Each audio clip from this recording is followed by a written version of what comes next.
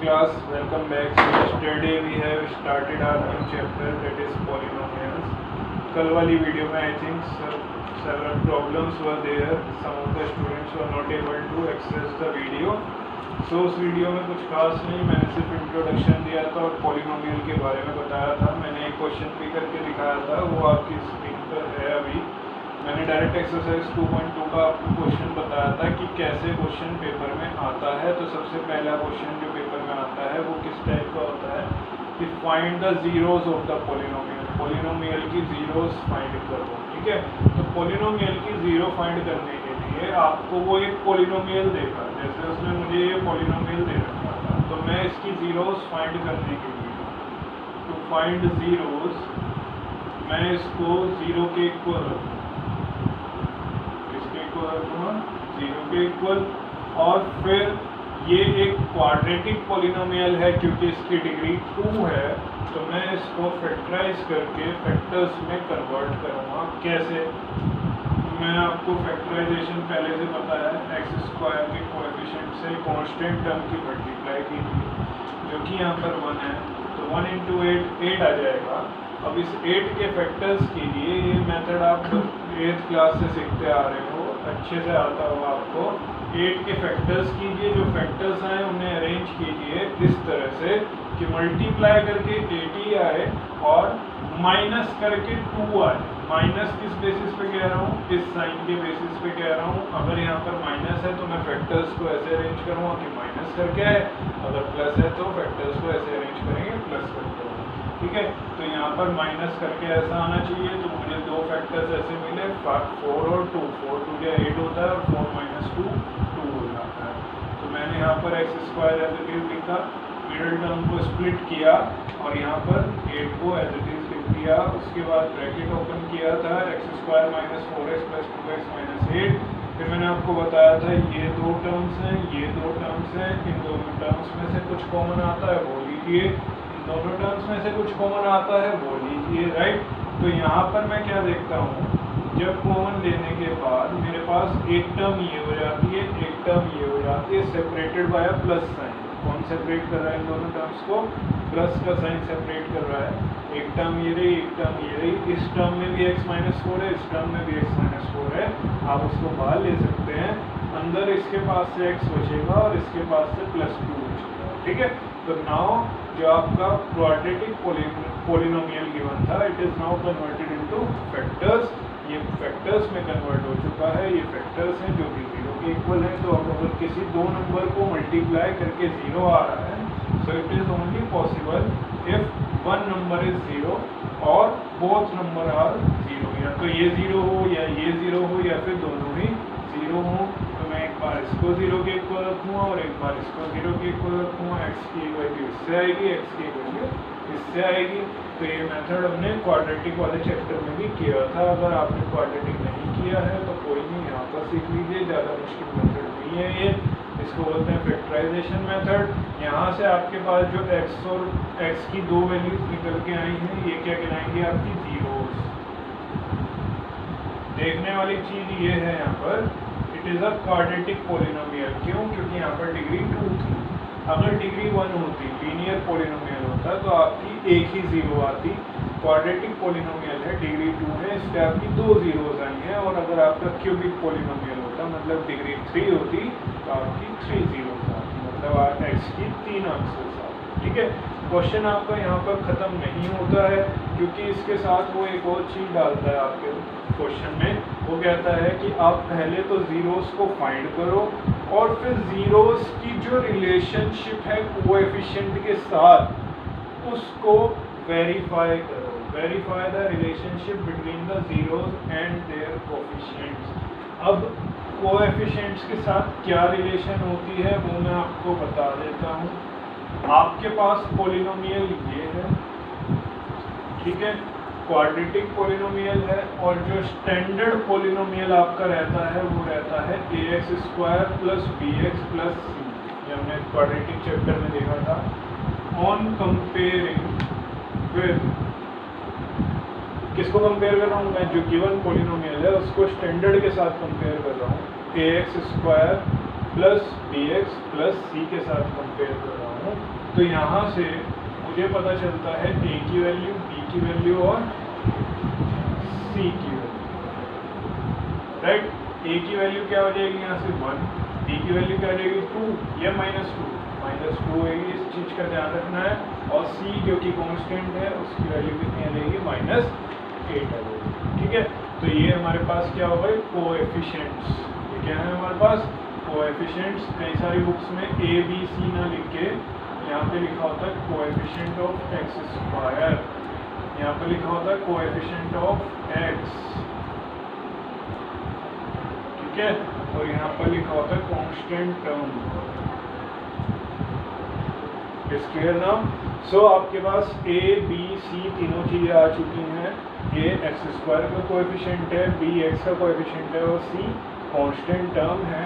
अब क्या रिलेशनशिप होती है आपकी किसके बीच में, जीरोस के बीच में और कोएफिशिएंट्स के बीच में। तो रिलेशन आपको याद रखनी है। रिलेशन क्या है आपके पास, वो मैं यहाँ नीचे लिख रहा हूँ। आपके पास रिलेशन ये है कि सम ऑफ जीरोस, अब ये मैंने क्या सिंबल बनाए, इनको मैंने बोला अल्फा और बीटा, ये सिंबल्स आर अल्फा और बीटा। आप ध्यान से देखो क्वाड्रेटिक पॉलिनोमियल में आपकी 2 जीरोस हैं, ठीक है।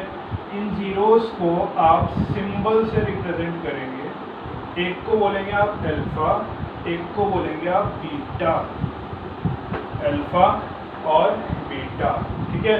आप ऊपर मार्जिन में लिख लीजिए ये अल्फा का सिंबल है और ये बी थोड़ा सा नीचे निकाल देना इसकी रेडी से, ठीक है।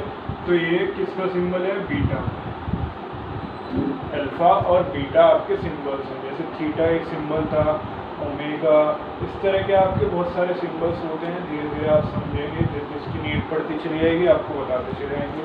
तो यहाँ पर अगर अल्फा प्लस बीटा लिखा है, इसका मतलब पहली जीरो और दूसरी जीरो। ऐसा कुछ नहीं है कि आप इसे अल्फा बोलेंगे इसे बीटा बोलेंगे, आप इसे अल्फा इसे बीटा बोल दीजिए, इट डजंट मैटर, राइट। तो यहाँ पर अल्फा प्लस बीटा का क्या मतलब है कि जो आपकी दोनों जीरोज आई हैं उनका sum, so basically it is sum of zeros. क्या है, सम ऑफ जीरोस है। ऐसे ही अगर मैंने अल्फा इंटू बीटा लिखा तो अल्फा इंटू बीटा का क्या मतलब है, अल्फा पहली जीरो, बीटा दूसरी जीरो, मतलब एक्स की पहली वैल्यू और एक्स की दूसरी वैल्यू का प्रोडक्ट। तो ये क्या है, product of zeros, product of zeros. Clear है चीज। अब अल्फा प्लस बीटा आपको कई सारे मैथ्स में कई सारे मैथमेटिशियंस ने अपनी कैलकुलेशंस करके एक रिलेशनशिप फाइंड की है कि अल्फा प्लस बीटा इक्वल होता है -b/a के। अल्फा और beta are the zeros here. X की जो दो वैल्यूज आई थी वो अल्फा और बीटा है। बी और ए क्या है, b is the coefficient of x and a is the coefficient of x square. तो आप जितनी बार भी अल्फा और बीटा को फाइंड करेंगे हमेशा उनका सम -b/a के इक्वल आएगा। ये एक पर्टिकुलर रिलेशन आपको दी गई है और आपको इस चीज़ को वेरीफाई करना है, ठीक है। ये आपको रिलेशन याद रखनी है और इस चीज़ को आपको वेरीफाई करना है। दूसरी चीज़ product of zeros, alpha into beta. Alpha into beta जब भी आप सॉल्व करेंगे वो इक्वल आएगा c/a के। व्हाट इज c है, c is constant term and a is the coefficient of x square. So ये रिलेशन आपको याद रखनी है that sum of zeros is equal to -b/a and product of zeros equals to c/a। ये relation आपको याद रखनी है। इस रिलेशन को वेरीफाई करने के लिए बोला है। वेरीफाई जब करने के लिए बोलते हैं तो आपको LHS अलग से सॉल्व करनी होती है, RHS अलग से सॉल्व करनी होती है, और जब दोनों इक्वल आ जाएं तो आपको दोनों को इक्वल लिख के कहना पड़ता है हैंस वेरीफाइड, राइट। सो देखो मैं क्या करने वाला हूँ यहाँ पर, मैं यहाँ से अल्फा प्लस बीटा निकालूंगा और यहाँ पर अल्फा इंटू बीटा निकालूंगा। Alpha plus beta means sum of zeros, alpha into beta means product of zeros, right. So alpha plus beta, what is alpha here 4, what is beta 4 minus 2 is equals to 2। तो मेरे पास alpha plus beta करके यानी कि सम of zeros करके क्या आता है 2 आता है। अब ये LHS निकल गई, अब मैं निकालता हूँ RHS। ये जो मैंने लिखा है ये आपको मार्जिन में लिखना है सर, ठीक है, ये रिलेशन आपको याद रखनी है। अब मैं निकालता हूँ माइनस बी अपॉन ए। सो मेरे पास माइनस बी क्या है -2, ठीक है, तो ये minus as it is, b की जगह मैं क्या रखूँगा -2 रखूँगा। ए की वैल्यू इज 1, ये तो सबको पता हो रहा है ABC कैसे आया था। तो उसके बाद सॉल्व करेंगे, माइनस माइनस प्लस हो जाएगा, 2/1 इज 2। तो यहाँ से ध्यान से देखिए आप, अल्फा प्लस बीटा भी 2 आया था और माइनस बी अपॉन ए भी 2 आया। इसका मतलब मेरी रिलेशन ठीक है, मेरा क्वेश्चन ठीक है, मेरा आंसर भी ठीक है। तो ये स्टेप करने के बाद आप ये लिखेंगे कि हाँ alpha plus beta equals to minus b upon a, hence verified जाएगा, hence verified. Similarly in this case what we have to do is we have to find the product of alpha and beta and 4 into -2 which is equals to -8. Now what we have to calculate is C upon A. What is C here? -8 and what is A? 1. तो C upon A solve करके कितना आ रहा है -8 के equal आ रहा है। और अभी हमने देखा अल्फा इंटू बीटा करके भी कितना आ रहा था -8 आ रहा था। That means alpha into beta करके आपका आता है C upon A. So it is also verified. तो यहाँ पर आपका क्वेश्चन कंप्लीट हो जाता है। क्वेश्चन पूरा कैसे आता है आपका कि find the zeros of the following quadratic polynomial. कोई भी आपको क्वाड्रेटिक या क्यूबिक पॉलिनोमियल देगा, आपसे कहेगा find the relationship between the zeros of the polynomial, ठीक है, zeros and coefficients of the polynomial. तो आपको जीरो निकालने के लिए उसको जीरो के इक्वल रख के सॉल्व करो, जो कि हम करते आ रहे हैं with the help of factorization method.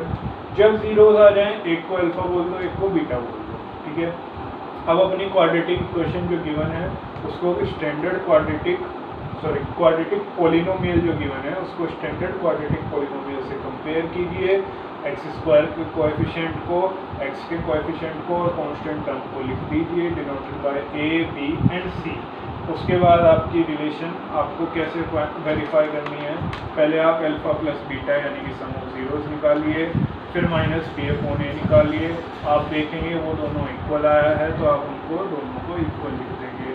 Similarly आप यहाँ से अल्फा बीटा यानी कि प्रोडक्ट ऑफ जीरोस निकालेंगे, आप फिर सी अपॉन ए निकालेंगे। आप देखेंगे कि आपका आंसर मैच हो रहा है तो आप लिखेंगे alpha into beta equals to c upon a and finally you have to write hence verified कि आपकी रिलेशन वेरीफाई हो रही है। तो इस तरह से आपका यहाँ पर क्वेश्चन हो जाता है, ठीक है। तो नेक्स्ट क्वेश्चन हम लोग देखो एक और क्वेश्चन। इसमें क्या चला कि क्वेश्चन में बस कि एक्स वाली टर्म एंड में लिख दी और कांस्टेंट टर्म बीच में लिख दी। अब यहीं पे कंफ्यूज होकर बच्चे गलत करना शुरू कर देते हैं। आपको गलत नहीं करना, पहले इसको स्टैंडर्ड फॉर्म में लिखो जिसमें पहले x² आता है, फिर एक्स वाली टर्म आती है और फिर कांस्टेंट टर्म आती है, राइट। अब टू फाइंड जीरोस, अगर आपको जीरोस फाइंड करनी है इसको पुट कर दो किसके इक्वल, 0 के इक्वल, 6x² - 7x - 3 = 0 और फिर इसके वेक्टर्स करो। वेक्टर्स करने का तरीका क्या है, x² के कोएफिशिएंट से मल्टीप्लाई किया, यहाँ पर आया 6 3 18 और इनके फैक्टर्स किए 18 के, और 18 के जो फैक्टर्स है हमें किस तरह से अरेंज करना है, इस तरह से अरेंज करना है कि मल्टीप्लाई करके 18 आए और माइनस करके या प्लस करके 7 आए। यहाँ कौन सा साइन है, माइनस का, तो माइनस करके 7 आना चाहिए। स्प्लिटिंग द मिडल टर्म उसको ही बोलते हैं कि आपने बीच वाली टर्म को स्प्लिट कर दिया, तोड़ दिया। तो 3 3 9, 9 2 या 18, 9 2 या 18 होता है और 9 - 2 7 होता है, ठीक है। जितनी ज़्यादा प्रैक्टिस करोगे इस मेथड की उतना ही टिप्स पे होता चला जाएगा। तो 9 2 या 18 सेटिस्फाई हो रहा है, 9 - 2 7 सेटिस्फाई हो रहा है। अब क्या करना है, माइनस से ब्रैकेट ओपन करना है, -9x - -2x - 3 = 0, now take common from these two terms and take common from these two terms. यहाँ से आपको 3x कॉमन आता हुआ नजर आएगा। 3 2 6, एक x बचा, 3 3 9, x ऑलरेडी बाहर आ चुका है। इन दोनों में देखो क्या कॉमन आ रहा है, जल्दी से सोचो। कुछ भी कॉमन नहीं आ रहा है, तो in that case you will take 1 as a common. आप 1 लेंगे बाहर और अंदर सब कुछ एज इट इज लिख देंगे जो था, ठीक है। अब एक टर्म ये रही, एक टर्म ये रही। 2x - 3 इसमें भी है, 2x - 3 इसमें भी है, कॉमन लीजिए। तो आप क्या देखेंगे, 3x यहाँ से बचता है, +1 यहाँ से बचता है, राइट। तो अब इन दोनों को प्रोडक्ट करके 0 आना हो गया ना फैक्टर्स। तो इसका मतलब या तो ये 0 या फिर ये 0। तो एक बार 2x - 3 को 0 रख दो और एक बार 3x + 1 को 0 रख दो, राइट। तो जब आप 2x - 3 को 0 रखेंगे तो आपके पास x की वैल्यू आ जाएगी 3/2। अब अगर आपने ये रखा है तो आपके पास x की वैल्यू आ जाएगी -1/3। इसको बोला अल्फा, इसको बोला बीटा, ठीक है। कोई सी भी 0 आप अल्फा बोल सकते हो, कोई सी को भी आप बीटा बोल सकते हो। नाउ आपने zeros तो फाइंड कर ली, what you have to do is you have to verify the relation between the zeros and the coefficient। तो आपका जो इक्वेशन है 6x² - 7x - 3, इसको आप कंपेयर करेंगे on comparing it with ax² + bx + c। So you will get a as 6, b as -7 and c as -3। तो देखो ये वाला पार्ट आपको सबको आता है, ये थोड़ा सा नया है, ठीक है, ज़्यादा मुश्किल नहीं है। स्कूल वालों का भी आपको सबको समझ में आ गया होगा ये पार्ट को, ठीक है। लेकिन करना तो है ही हमें, धीरे धीरे आगे बढ़ते हैं इस चैप्टर में। कुछ क्वेश्चन भी दूंगा मैं आपको करने के लिए। तो यहाँ से a b c आ गया आपके पास। अब एक फाइंड करो अल्फा + बीटा, एक फाइंड करो अल्फा बीटा। ये रिलेशन आपको याद करनी है, ये कैसे आ रहा है, क्यों कर रहे हैं, अभी आप उस पर कंसर्न नहीं है आपका। आपको ये याद रखना है कि एक बार सम ऑफ जीरोस निकालना है, एक बार प्रोडक्ट ऑफ जीरोस, मतलब अल्फा + बीटा, यानी कि एक दूसरी बार अल्फा × बीटा निकालना है, ठीक है। अल्फा + बीटा जब आप करेंगे तो 3/2 + -1/3 आएगा। इसे आप सॉल्व करेंगे। 2 और 3 का एलसीएम है 6, तो 2 3 6, 3 3 9, 3 2 6, 1 2 2। तो ये आ जाएगा आपके पास 7/6। Is clear. Now alpha beta अगर आप निकालना चाहें तो 3/2 × 1 -1/3, 3 से 3 कैंसिल हुआ, -1/3। क्या आ गया आंसर? नहीं, अभी नहीं आया। मैंने आपको कहा था कि सम ऑफ जीरोस ये है, वो किसके इक्वल आएगा, -b/a के। तो आपको खुद से यहाँ पे लिखना पड़ेगा -b/a की वैल्यू क्या है, माइनस ये वाला आ गया, b की वैल्यू -7/a इज 6, ठीक है। तो यहाँ से आप देखेंगे माइनस माइनस कैंसिल हो गया, प्लस बन गया 7/6। तो यहाँ से अल्फा + बीटा भी 7/6 माइनस b/a भी 7/6। तो अब यहाँ से वेरीफाई हो गया, ठीक है। अल्फा बीटा ये आया था, अब ये किसके इक्वल होता है, c/a के। ये आपको याद रखना है, पेपर में गिवन नहीं आएगा। c is -3, a is 6, cancel हुआ, -1/2 भी आ गया, ठीक है। ये भी -1/2 आ रहा था और ये भी -1/2 आ रहा है। इसका मतलब अगेन आपकी रिलेशन वेरीफाई हो रही है। इस क्वेश्चन में आपको पूरे मार्क्स तब मिलेंगे जब आप इसके नीचे यहाँ पर लिखेंगे हेंस, सॉरी यहाँ पर आप लिखेंगे इट इम्प्लाइज का साइन लगाकर alpha + beta equals to -b/a। यहाँ पे लिखेंगे it implies alpha × beta equals to c/a, hence verified. अगर आप हैंस वेरीफाइड भी नहीं लिखोगे तब भी आपके मार्क्स काट दिए जाएंगे। तो इस तरह से आपका क्वेश्चन आता है, क्वाड्रेटिक पॉलिनोमियल के जीरोस फाइंड करो, एक को अल्फा एक को बीटा नाम दो, कंपेयर करो एक क्वाड्रेटिक पॉलिनोमियल को स्टैंडर्ड पॉलिनोमियल से, और वहाँ पर आपके पास ए बी सी यानी coefficient of x square, coefficient of x और कांस्टेंट टर्म आ जाएगी। वहाँ से अल्फा प्लस बीटा निकालो, उसे माइनस डी अपॉन ए के इक्वल दिखाओ, अल्फा बीटा निकालो, उसे सी अपॉन ए के इक्वल दिखाओ। अगर इक्वल आ रहा है तो हैंस वेरीफाइड लिख दो, अगर इक्वल नहीं आ रहा है इसका मतलब क्वेश्चन में आपने कहीं पर गलती की है। अपने क्वेश्चन को दोबारा से फटाफट से चेक कर लो विदाउट वेस्टिंग एनी टाइम। तो इस तरह के क्वेश्चन मैं आपको कुछ देने वाला हूँ। मिलते हैं कल की क्लास में। Have a nice day.